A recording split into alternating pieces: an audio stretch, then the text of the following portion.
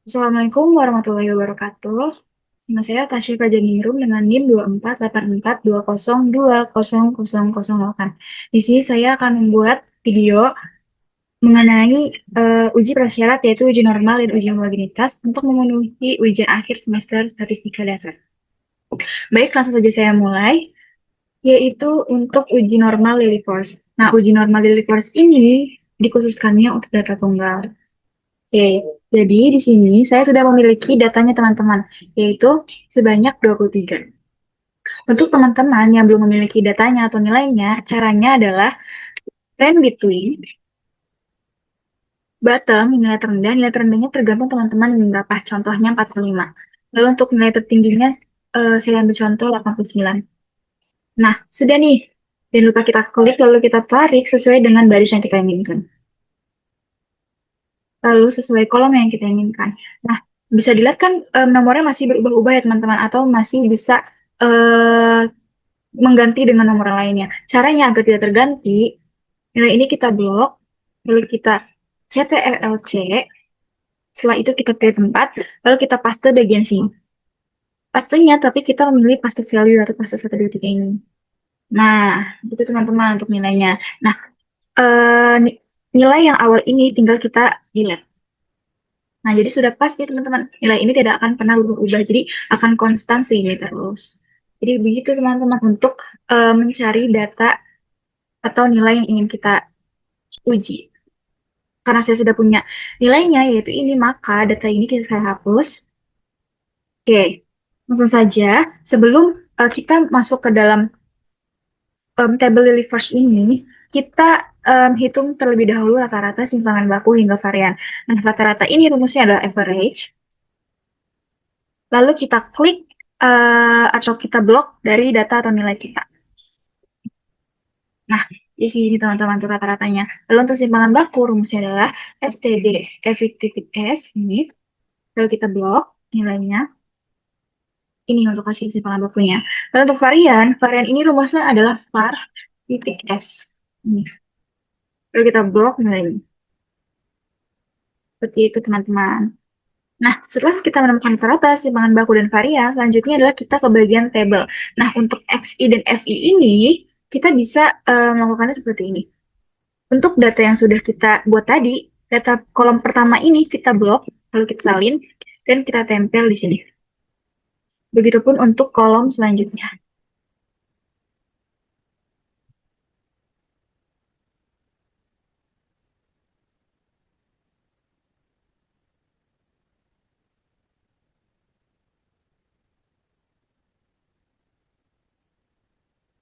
Oke, seperti ini. Teman-teman, nilainya kan masih abstrak, yaitu belum terurut nih. Saya tuh inginnya dari yang terbesar hingga yang terkecil. Nah, kalau ini kan nilainya masih kayak 65, 63, 70, jadi belum tersusun kan. Mana yang besar, mana yang kecil. Caranya adalah, caranya agar nilainya tersusun dari yang terbesar sampai yang terkecil, yaitu dengan kita blok, lalu kita pilih sort and filter, lalu pilih sort small to large. Nah, seperti ini. Jadi kalau misalkan kita pilih yang to small, itu tuh dari yang tertinggi sampai yang terbesar. Tapi kalau misalkan kita dari yang terendah ke yang tertinggi, itu kita pilih yang atas. Itu yang ini. Setelah itu, untuk FI-nya itu tuh kita melihat data 55 ini ada berapa. Kan kalau ada 55 ini ada satu, berarti kita klik satu, atau kita ketik satu, lalu 61. Kan 11 dan 63 di sini ada dua. Nah, untuk yang 63 ini tidak perlu ditulis teman-teman, tapi kita delete saja. Jadi walaupun dia ada dua, nah ditulisnya di sebelah sini saja. Gitu. Itu pun untuk seterusnya.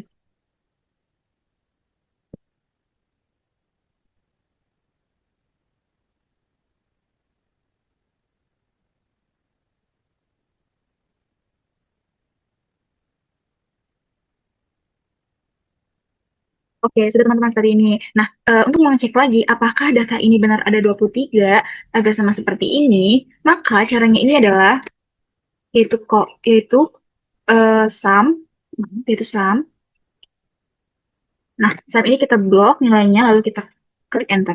Benar sekali teman-teman. Data dari frekuensi ini sudah tepat atau sudah sama seperti data nilai kita. Data nilai kita kan berjumlah sebanyak 23. Begitupun untuk FI-nya. Nah, lalu setelah ini, XI dan FI-nya kita blok dan kita salin, lalu kita pindahkan ke table Lilliefors.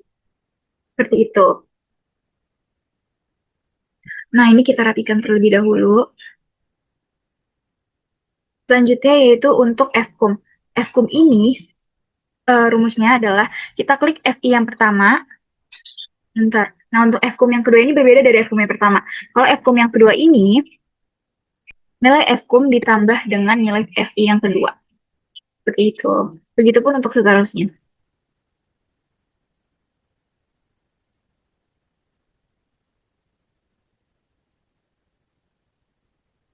Jika sudah seperti ini, agar kita tidak satu-satu, maka kita tinggal klik, lalu kita tarik teman-teman. Nah, seperti ini. Hasilnya akan sama 23 seperti jumlahnya. Selanjutnya yaitu ZI. Nah, cara untuk menghitung ZI adalah sama dengan buka kurung XI dikurangi dengan rata-rata dibagi dengan simpangan baku yang ini. Oh iya teman-teman, untuk di bagian rata-rata dan simpangan baku, ini kita kunci dengan dolar agar bisa kita tarik. Karena kalau tidak dikunci, maka hasilnya akan berbeda-beda atau mungkin bisa tidak muncul. Oke, seperti itu. Nah, jika sudah, ini kita tinggal tarik saja. Oke, seperti ini teman-teman. Untuk hasil dari ZI-nya. Setelah itu, kita menghitung luas ZI. Nah, untuk luas ZI, yaitu rumusnya norms des, yaitu ZI yang barisan satu ini. Enter. Jika sudah, kita tinggal klik lalu kita tarik. Oke, seperti itu teman-teman. Untuk rumus dari luas ZI. Selanjutnya ini ada SZI. Nah, untuk SZI ini, rumusnya adalah FCUM ini dibagi dengan nilai atau jumlah dari data kita. Itu yang ini. 23. Hasilnya adalah 0,435. Jika sudah, si nilai rata-rata, si nilai jumlahnya ini kita kunci dengan dolar agar bisa kita tarik.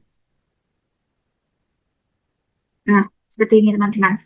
Untuk jawaban dari SZI. Setelah itu, untuk rumus luas ZI. Oke, sebelumnya, perhatikan dulu, ini kan ada nilai atau tanda mutlak ya. Kalau tanda mutlak ini harus berupa positif, tidak boleh minus. Maka dari itu, agar nilai positif, maka teman-teman, rumusnya adalah ABS, terus luas ZI ini dikurang dengan SZI. Nah, seperti ini dia teman-teman untuk rumus luas ZI. Lalu kita tinggal klik dan kita tarik. Oke, seperti itu. Selanjutnya, untuk tabelnya kan kita sudah. Saatnya kita untuk menghitung hitung, L table, hingga kesimpulan nih. Oke, selanjutnya itu untuk L hitung. L hitung ini rumusnya adalah max. Kita blok nilainya. Dan hasilnya adalah 0,1957. Selanjutnya yaitu untuk menghitung L table. Oke, L table sebelum kita memulai, kita harus lihat terlebih dahulu untuk nilai krisis untuk uji Lilliefors-nya.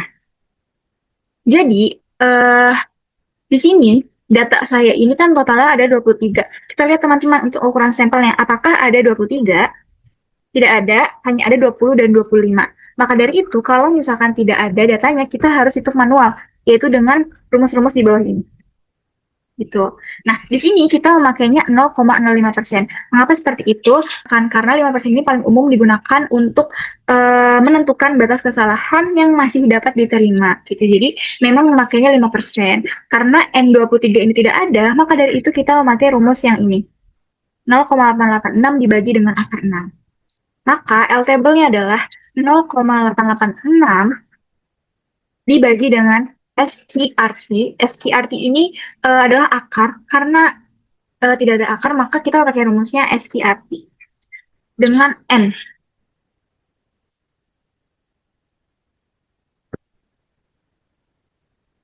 Oke, hasilnya adalah 0,1847. Nah, setelah menghitung L hitung dan L table, selanjutnya yaitu ke bagian kesimpulan. Nah, kesimpulan ini itu untuk menentukan apakah uji Lilly force normal ini yang sudah saya kerjakan dengan data ini menghasilkan normal atau tidak normal.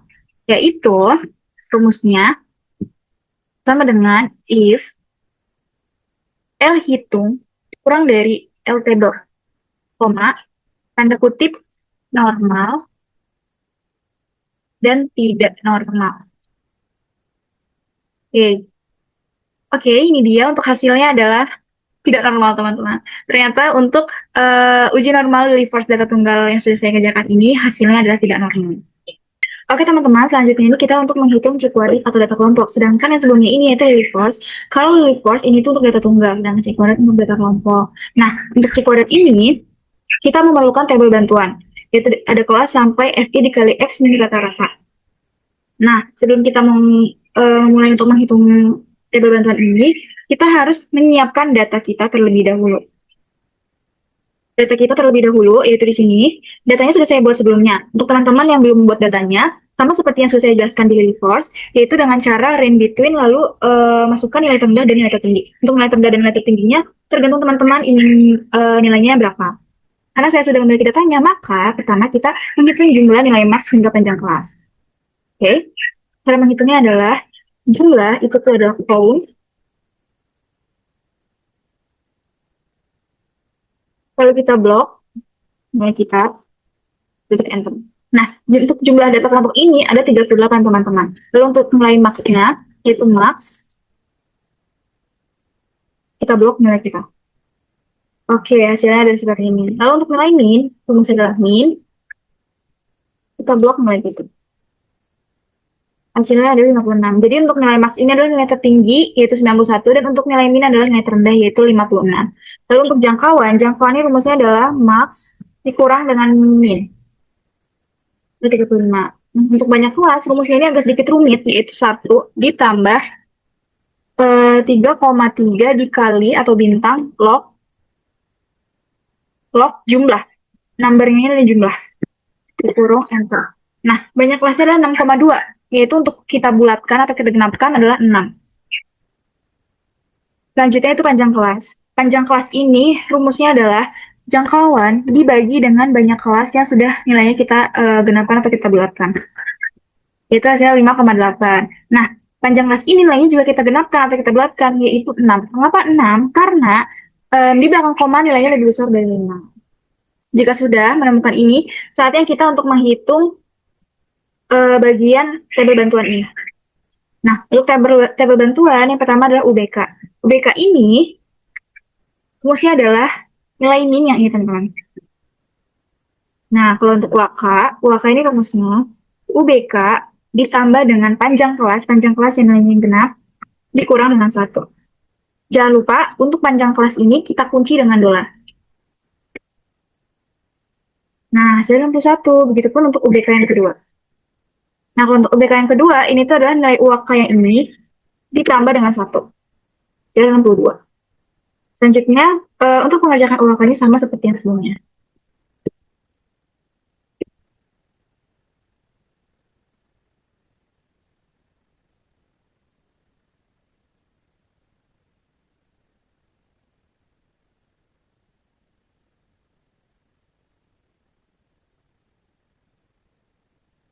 Jika sudah seperti ini, waktunya untuk kita tarik saja. Waktu ditarik memang nilainya masih seperti ini, teman-teman. Tetapi, jika UBK yang ditarik, maka hasilnya akan seperti ini. Ini sudah benar. Lalu selanjutnya itu untuk menghitung frekuensi. Nah, untuk menghitung frekuensi, rumusnya adalah frekuensi. Data array ini adalah data kita,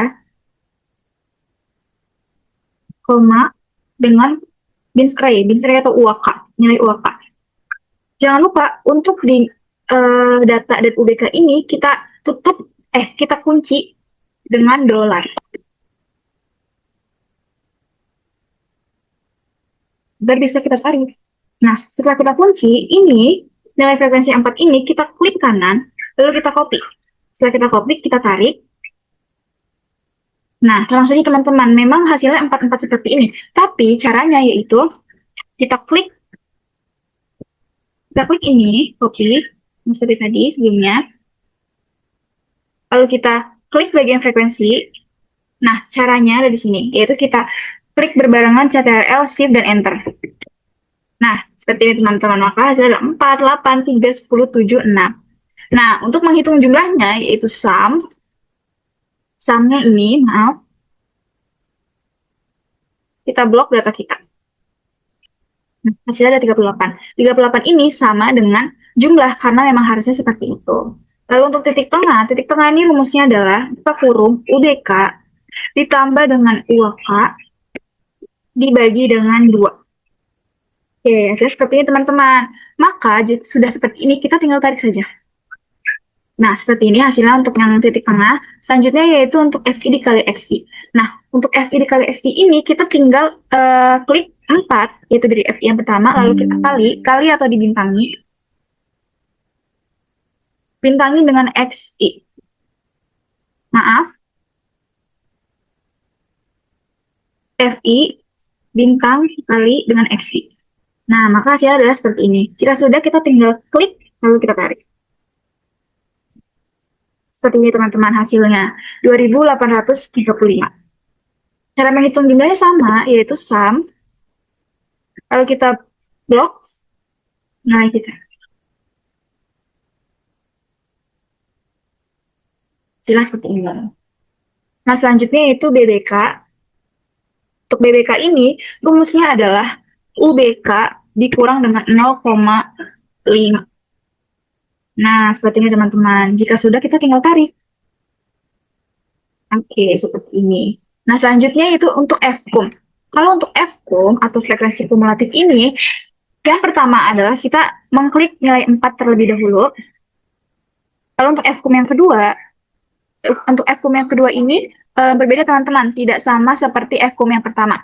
Yaitu kita klik FCUM ditambah dengan FI baris kedua ini, yaitu 8. Misalnya ada 12, begitupun sampai FCUM yang ke-6 ini. Sama seperti yang sebelum-sebelumnya caranya.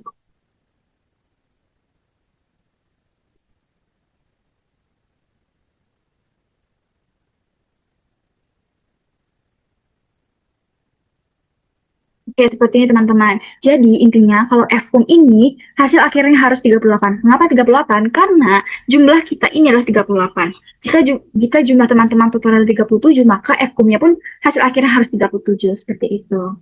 Nah, jika sudah, sebelum kita menghitung paling akhir ini, kita harus menentukan meannya.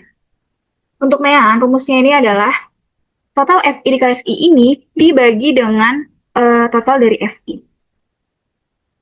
Oke, hasilnya 74,60. Nah, sudah ketemu kan meannya berapa? Jika sudah ketemu meannya, baru kita bisa menghitung FI dikali XI min rata-rata ini. Itu sama dengan FI-nya itu adalah 4 dikali atau bintang, dibuka kurung dengan XI dikurang rata-rata. Jangan lupa untuk rata-ratanya ini kita kunci dengan dolar.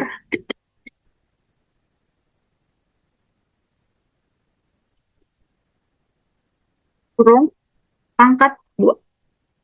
Oke, hasilnya seperti ini. Jika sudah seperti ini, tinggal kita tarik saja. Bisa seperti ini teman-teman. Begitupun untuk menghitung jumlahnya, yaitu dengan sum. Kita blok.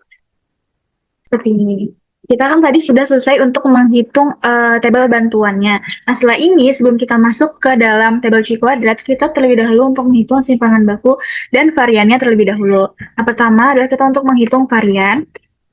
Varian ini rumusnya adalah jumlah dari FI dikali XI rata-rata dibagi dengan jumlah dari frekuensi.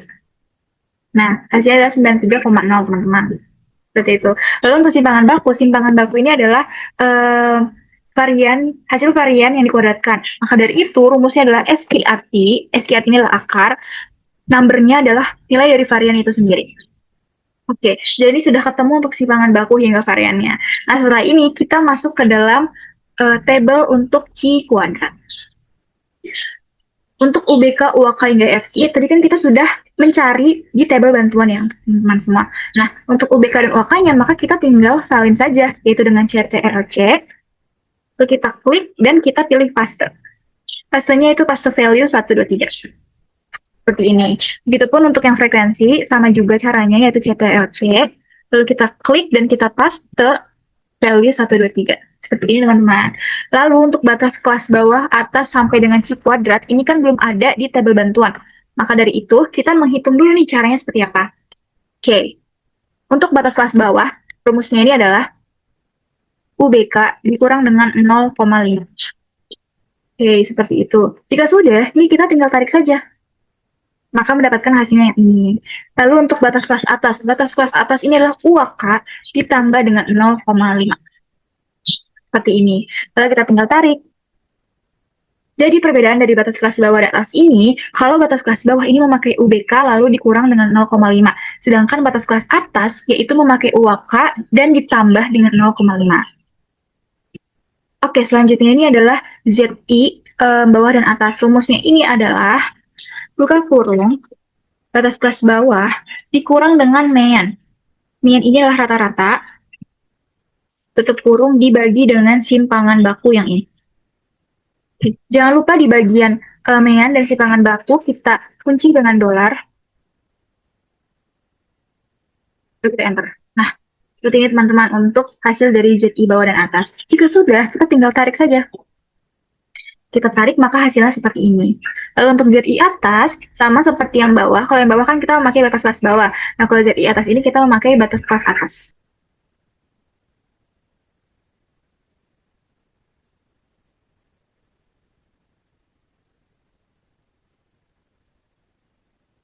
Tidak lupa untuk kita kunci. Oke, seperti ini. Maka jika sudah, kita tinggal tarik saja. Oke, seperti ini teman-teman. Selanjutnya yaitu untuk tabel ZI bawah dan atas. Nah, untuk tabel ZI bawah atas ini rumusnya adalah norms this. Untuk bawah tuh kita memakai hasil dari bawah ini. Enter. Nah, ini dia teman-teman untuk hasilnya. Jika sudah, kita tinggal klik dan kita tarik saja. Oke, ini untuk tabel ZI yang bawah. Lalu untuk tabel ZI yang atas, sama juga yaitu norms this. Tapi kita memakai yang atas ini. Ini. Kita klik dan kita tarik. Oke. Nah, selanjutnya ini adalah PI atau proporsi. Nah, untuk proporsi ini, rumusnya adalah ABS, buka kurung, ZI bawah, dikurang dengan ZI atas.